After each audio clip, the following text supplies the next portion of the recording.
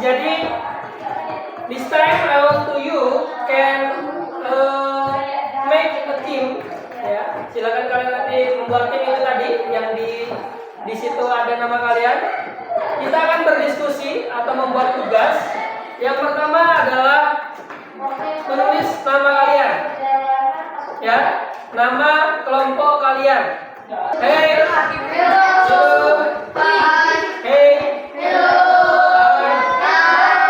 fokus ya. Mulutnya diam, di sebelah juga masih belajar ya. Oke, saya ulangi lagi.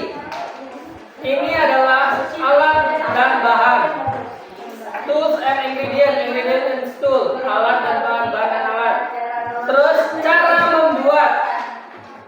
Remember to step by step. Ingat, dimulai dari langkah pertama sampai ke akhir. Mulai dari mencuci, menyiapkan ataupun membeli bahan. Ini pelajaran apa?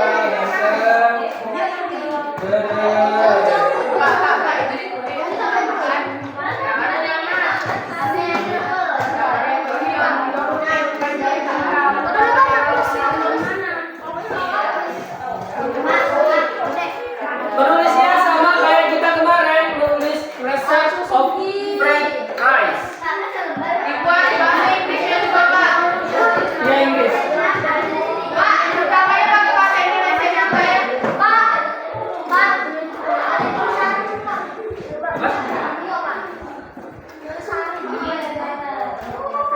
Ya Pak ya. Pak pertamanya